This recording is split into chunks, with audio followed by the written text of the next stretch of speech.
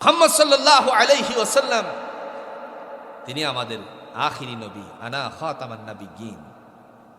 রাসূল বলছেন আমি হলাম শেষ নবী, না আরো কোন নবী আসবে? আল্লাহ রাব্বুল আলামিন ডাক দিয়া বলবেন, সন্তানকে দুনিয়ার জমিনে আপনি যদি কোরআন পড়ান, দুনিয়ার জমিনে আপনার এই কোরআনে অনেক লাভবান করবে।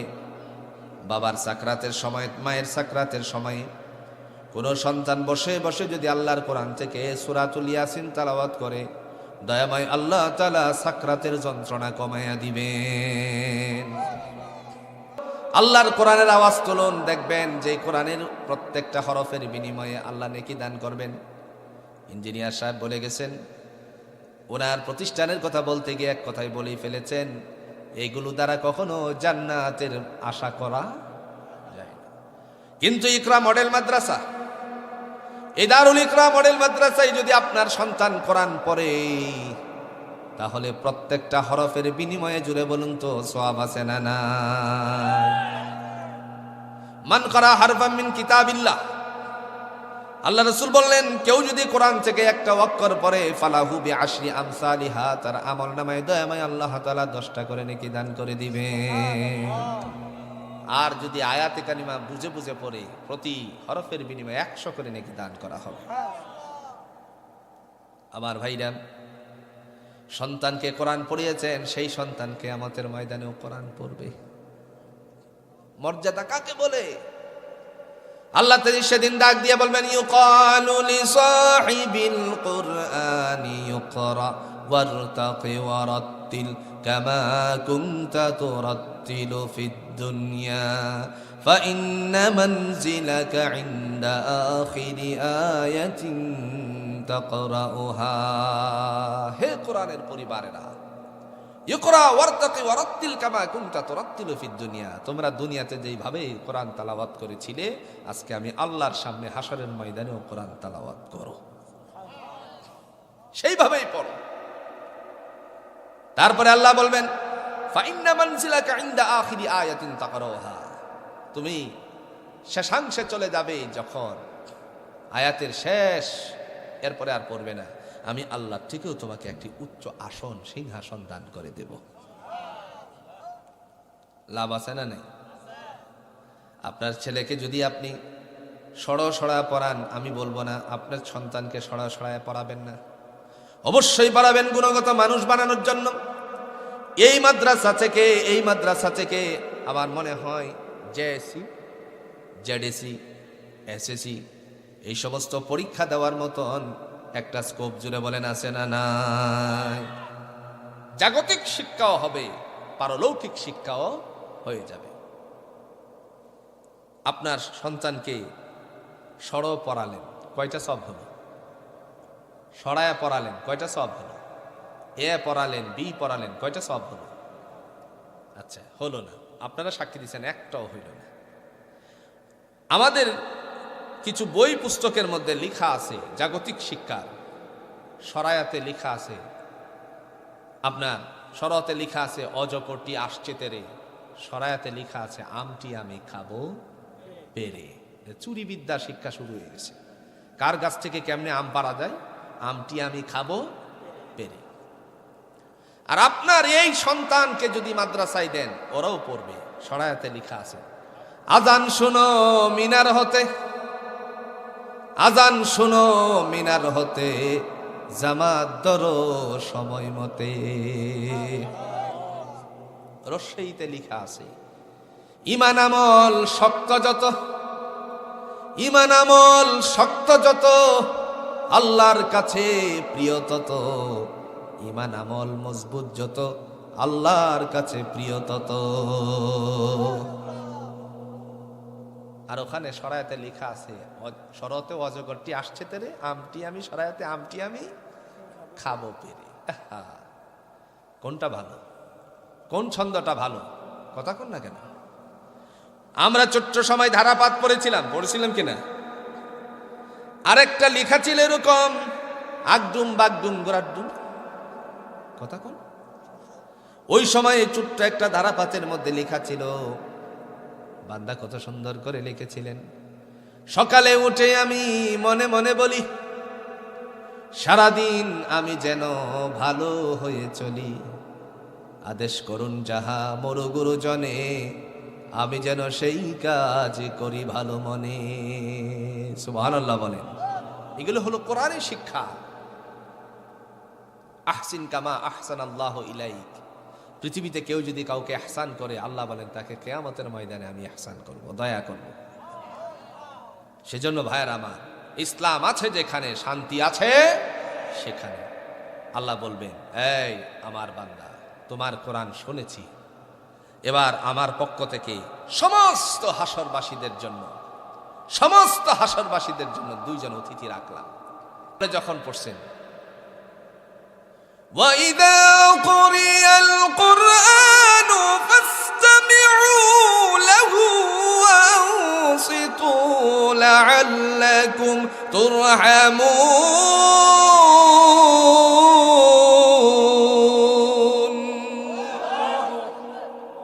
যখন কোরআন তেলাওয়াত করা হয় তখন তোমরা মনোযোগ সহকারে শোনো।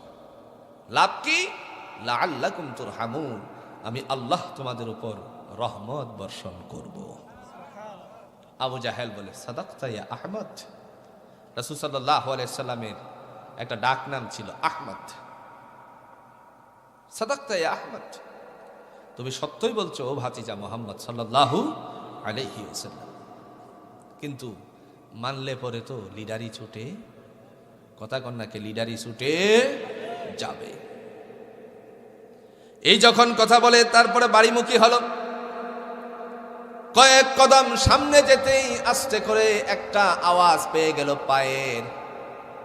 সে পায়ের আওয়াজ পাওয়ার পরে বলছে, হে তুমি কি উঠবা নাকি? সাথে সাথে বলল, হ্যাঁ আমি উঠবা।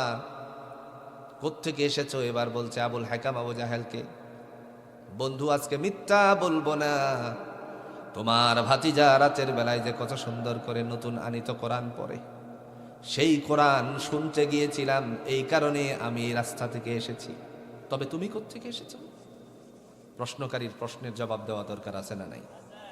তবে তুমি কোত্থেকে এসেছো? সেও বলল, দোস্ত আজকে আমিও মিথ্যা বলবো না, তুমি যেই পথের পথিক ছিলে, যেই জায়গা থেকে তুমি এসেছো, আমিও ঠিক সেই কাজটাই করেছি। বলতে বলতে সাইবা ওয়ালিদ ইবনে মুগিরা এসে গেল। বলল, দোস্ত হে, তোমরা কোত্থেকে এখানে বসে দাঁড়িয়ে দাঁড়িয়ে গল্প করছো? তখন তারা বলল, আজকে মিথ্যা বলবো না রে, আমি আমার ভাতিজার কালামে পাক শুনতে গিয়েছিলাম। কোরআন শুনতে গিয়েছিল, কোরআনুল হাকিম শুনতে গিয়েছিলেন। সুবহানাল্লাহ বলতেন না?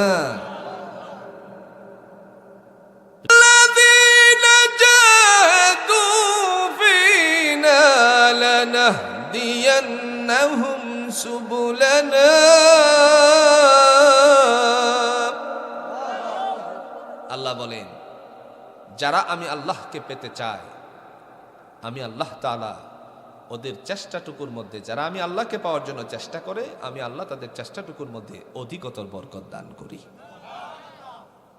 কিন্তু চেষ্টা করতে হবে। বরকত দিবেন কে? আরো জোরে বলেন, বরকত দিবেন কে? চেষ্টা করেছিল ওমর ইবনুল খাত্তাব রাদিয়াল্লাহু তাআলা আনহু, আল্লাহ তাকে বরকতময় করে দিয়েছেন, পৃথিবীবাসীর জন্য একটি মডেল বানিয়ে দিয়েছেন।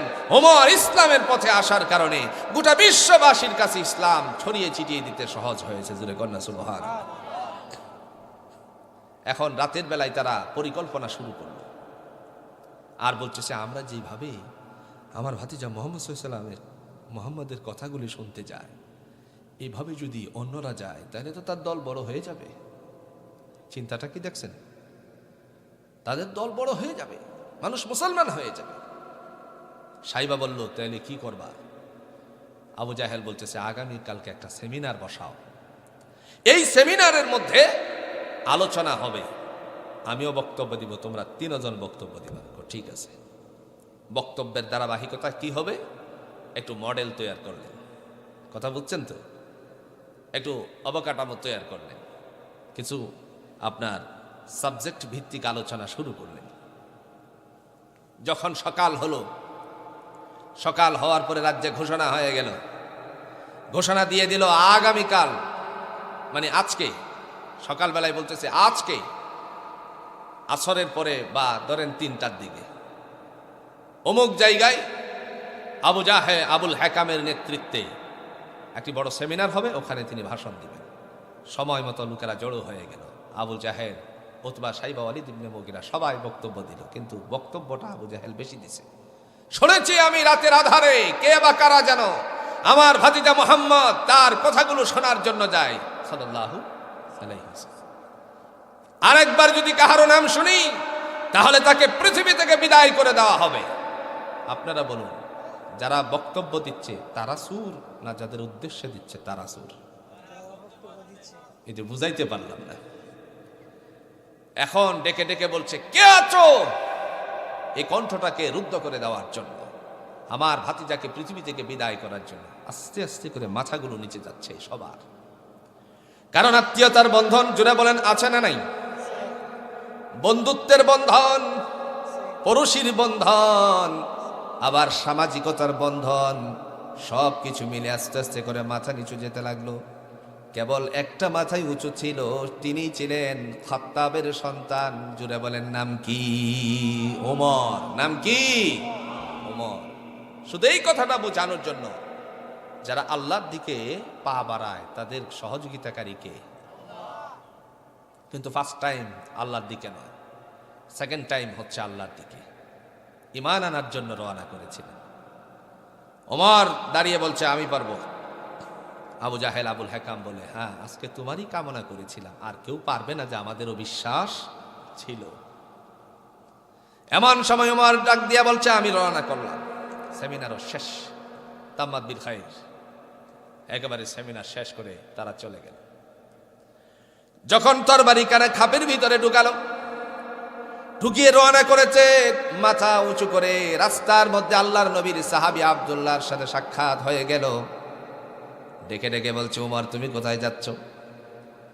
ডাক দিয়ে বলল, আজকে আমার ভাতিজা।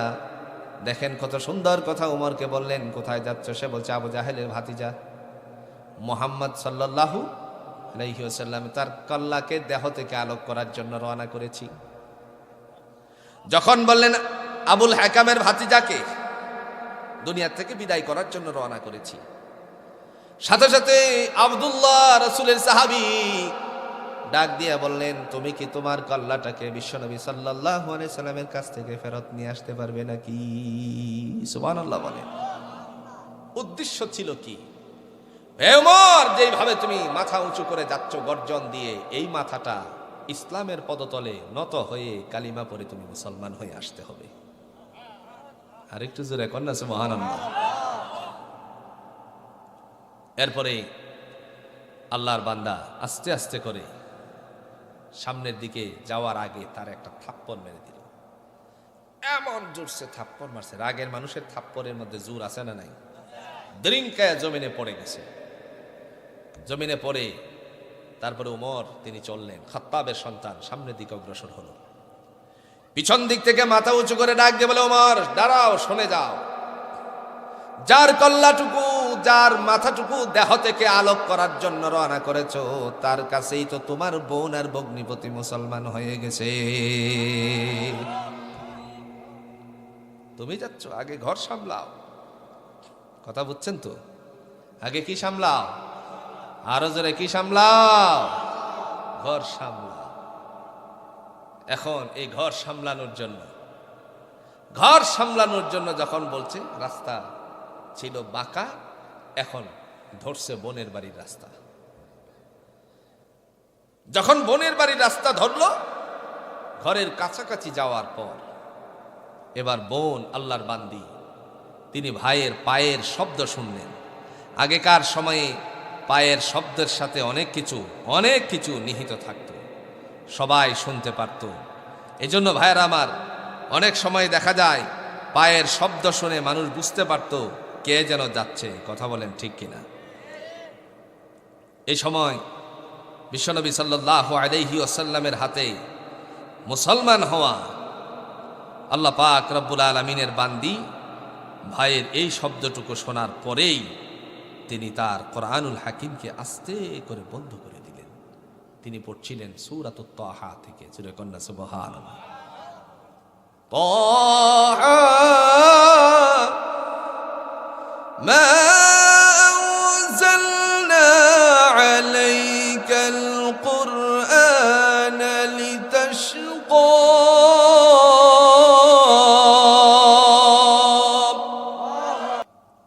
তিবিয়ানুন লিকুল্লি শাই। প্রত্যেক বিষয়বস্তুকে কোরআন উন্মোচিত করে দিবে, সব বিষয়কে কোরআন বুঝিয়ে দিবে। আমি কোরআন এসেছি এই কারণে, ওই কারণে, তোমাকে এই রাস্তা দেখানোর জন্য। জোরে কন্যা সুবহানাল্লাহ। আমরা নামাজে পড়েছি সিরাতে মুস্তাকিম, ইহদিনাস সিরাতাল, আর জোরে বলেন ইহদিনাস সিরাতাল মুস্তাকিম। আল্লাহ তুমি আমাদেরকে সঠিক সরল পথে পরিচালিত করো। এই সিরাতে মুস্তাকিমের দুইটি অর্থ তাফসিরে তাবারি স্থল পর্যন্ত পৌঁছিয়ে দিবে। আমার ভাইরা এবার বোনকে গিয়ে মারতে শুরু করলো। মারতে মারতে ক্লান্ত হয়ে গেল। বোন ভগ্নিপতিকে ডাক দিয়ে বলল, বোন এতক্ষণ পর্যন্ত মারলাম, কিন্তু তোরা এই জায়গাটার মধ্যে ঈমান ছাড়ছিস না, কারণটা কি? ডেকে ডেকে বললেন, আমাদের দেহের সাথে বিন্দু পরিমাণ প্রাণ যতক্ষণ পর্যন্ত লেগে থাকবে ততক্ষণ পর্যন্ত আল্লাহর নবীর শিখানো কালিমা ছাড়তে পারি না। মায়ের বন্ধ হয়ে গেল। বলছে, তুই যেন কি পড়ছিলে আগে, একটু শোনা। তারপরে আবার শোনালো। বলে, এবার তুই থাম। ডেকে ডেকে বললেন, আমি রওনা করলাম মুহাম্মদ সাল্লাল্লাহু আলাইহি সাল্লামের দিকে। আগে তরবারি ছিল উঁচু করা, মাথা ছিল উঁচু করা, এখন তরবারি খাপের ভিতরে, আর মাথাটাও আস্তে করে নম্রত ভাষায় নম্রতভাবে রওনা করেছেন। যখন ওমর রাদিয়াল্লাহু তাআলা আনহুকে রাস্তার মধ্যে দূর থেকে দেখতে পেলেন দুইজন সাহাবী, তারা হচ্ছে বিশ্বনবী সাল্লাল্লাহু আলাইহি ওয়াসাল্লামকে পাহারা দেওয়ার দায়িত্বে বসে আছেন, দাঁড়ানো, এদিক ওদিক ছোটাছুটি করছে। গিয়ে বললেন, ইয়া রাসূলুল্লাহ, উমর আপনাকে হত্যা করার জন্য রওনা হয়েছে, কাছাকাছি চলে আসলে পরে পৃথিবী থেকে আমরা বিদায় করে দেব। শুধু একটা কথা বোঝানোর উদ্দেশ্য, আমার ঘটনা বলা উদ্দেশ্য নয়। আবার ভাইরা, বিশ্বনবী সাল্লাল্লাহু আলাইহি ওয়াসাল্লাম ডেকে বললেন, তাকে আমার কাছে আসতে দাও। সাহাবা ইকরামগণ আশ্চর্য হয়ে গেল। সাহাবীরা ভিতরে প্রবেশ করার পূর্ব মুহূর্তে আল্লাহর ফেরেশতা রূহুল আমিন জিবরাইল আমিন উঠে গেছেন আর বলে গেলেন, নবী গো, ওমর আপনাকে হত্যা করার জন্য রওনা করেনি, ওমর আপনার কাছে মুসলমান হওয়ার জন্য রওনা করেছে। শুধু এই কথাটা বলার উদ্দেশ্য হলো, আল্লাহ বলছেন, ওয়াল্লাযীনা জাহাদু ফীনা লানাহদিয়ান্নাহুম সুবুলানা। যারা পৃথিবীতে আল্লাহকে পাওয়ার জন্য চেষ্টা করে, দয়াময় আল্লাহ পাক রব্বুল আলামিন তাদেরকে অধিকতর রাস্তাটার মধ্যে বরকত দান করে দেন, চেষ্টাটুকুর মধ্যে বরকত দান করে দেন। এই জন্য ঘটনাটা টানলাম। বিশ্বনবী সাল্লাল্লাহু আলাইহি ওয়াসাল্লামের সামনে উপস্থিত হলো, আর তারা দুজনে পরিকল্পনা করছে, ভিতরে যদি হট্টগোলের কোনো আওয়াজ শুনি তাহলে সাথে সাথে ঝাঁপিয়ে পড়ে তাকে পৃথিবী থেকে চির জাহান্নামী করে পাঠিয়ে দেব। কিন্তু উমর কি জাহান্নামে যাবে না জান্নাতে যাবে? আর হুজুর এখন জান্নাতের প্রতীক হয়ে গেছে। বিশ্বনবী সাল্লাল্লাহু আলাইহি ওয়াসাল্লাম দুনিয়ায় সার্টিফিকেট দিয়েছেন, ওমর বিল জান্নাহ, দুনিয়ার থেকেই সার্টিফিকেট পেয়েছেন। যার কারণে দুজন সাথী মহানবী সাল্লাল্লাহু আলাইহি ওয়াসাল্লামের হুজরা, যেখানে আয়েশা রাদিয়াল্লাহু তাআলা আনহা থাকতেন, সেই আয়েশা রাদিয়াল্লাহু তাআলা আনহার ঘরের মধ্যে আল্লাহ রাসূল সাল্লাল্লাহু আলাইহি ওয়াসাল্লাম হযরত আবু বকর, ওমর রাদিয়াল্লাহু তাআলা আনহুমাকে নিয়ে শুয়ে আছেন। নবীজি বহুবার বলেছেন, হাদিসটার বিষয়ে অনেকে অনেক মন্তব্য করেছেন অনেক সময়, কিন্তু ও আমার আল্লাহর বান্দারা ও বান্দিরা, ঘরে ঘরের ভিতরে কোরআন তেলাওয়াত করবা, কোরআনের সাথে জীবনটারে গড়বা। কোরআন যদি তুমি সাথে নাও, জুড়ে বলুন তো শান্তি আছে না নাই? সন্তান একজন মাদ্রাসায় দিবেন তো? কথা কন না কেন? এই মডেল মাদ্রাসায় দিবেন তো? লাভটা কি হবে দেখেন। বাস্তব জীবনের অভিজ্ঞতা থেকে এই কথাটা বলছি। আপনি যদি আপনার সন্তানকে কোরআন শিক্ষা দেন, আলেম বানান, হাফেজে কোরআন বানান, আল্লাহ রাব্বুল আলামিনের পক্ষ থেকে আপনার সন্তানের জন্য ফয়সালা হয়ে যাবে। জান্নাতি মানুষের জন্য আল্লাহ পাক কিয়ামতের ময়দানে উপস্থিত করলে পরে মা এবং বাবার মাথার মধ্যে জান্নাতি মুকুট আল্লাহ দান করে দিবেন। সেদিন মানুষরা হা করে তাকিয়ে থাকবে আর বলবে, আল্লাহ, ওরা কারা যাদের মাথায় সুন্দর টুপি দান করেছ, মুকুট দিয়েছ?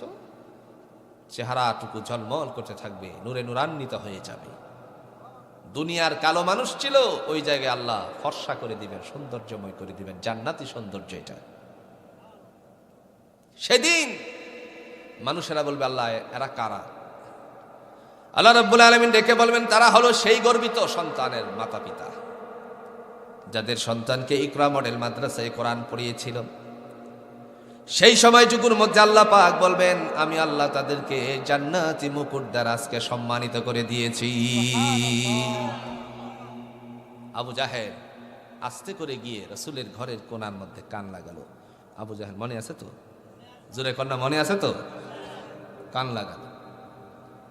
ওদিক থেকে আপনারা যারা হজ করেছেন অনেকেই দেখেছেন, অনেকেই দেখেন নাই। আপনার একটা মসজিদের নাম হচ্ছে মসজিদের জিন মসজিদ। এই জিন মসজিদের পাশাপাশি বাড়ি ছিল উতবার, এর কাছাকাছি ছিল সাইবার বাড়ি, ওয়ালিদ ইবনে মুগীরার বাড়ি। রাসূলুল্লাহ সাল্লাল্লাহু আলাইহি ওয়াসাল্লামের বাড়ির পিছনেই একটা গর্ত জায়গা আছে, আজও পর্যন্ত আছে। আগামী দিনে কেউ গেলে পরে দেখে আসবে। এগুলো হচ্ছে তাত্ত্বিক আলোচনা। ওই গর্তকৃত জায়গাটার মধ্যে কন্যা সন্তান হলে পরে জাহিলিয়াতের সময়ে জীবন্ত পুঁতে রাখত, আজও পর্যন্ত তা চিহ্ন করা আছে। নাউজুবিল্লাহ বলছেন না? আবু জাহেল কান লাগাইছে, উতবা কান লাগালো, সাইবা কান লাগালো। রাসূল আরবি সাল্লাল্লাহু আলাইহি ওয়াসাল্লাম যখন বললেন এটা এমন একটি গ্রন্থ, যালিকাল কিতাব, কোরআনটা পড়তে লাগলেন, লা রাইবা ফিহি আই লা শাক্কা ফিহি, যার মধ্যে বিন্দু পরিমাণ সন্দেহের অবকাশ নাই, হুদাল লিল মুত্তাকিন, পথ প্রদর্শক মুত্তাকিনদের জন্য। জোরে কন্যা সুবহানাল্লাহ। এরপর ইয়াসিন ওয়াল কুরআনিল হাকীম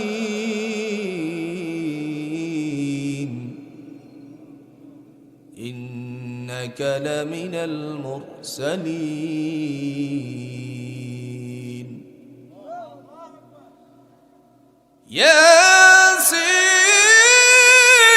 ياسين والقرآن الحكيم إنك لمن المرسلين.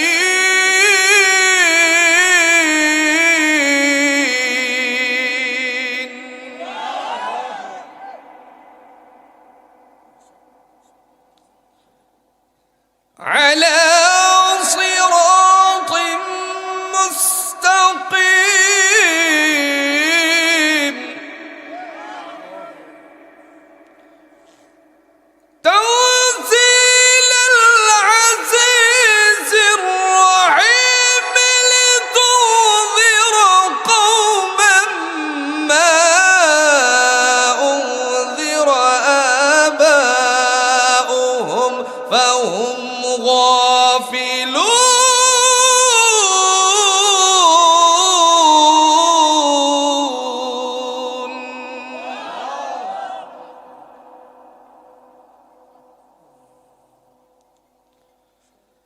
لقد حق القول على أكثرهم فهم لا يؤمنون.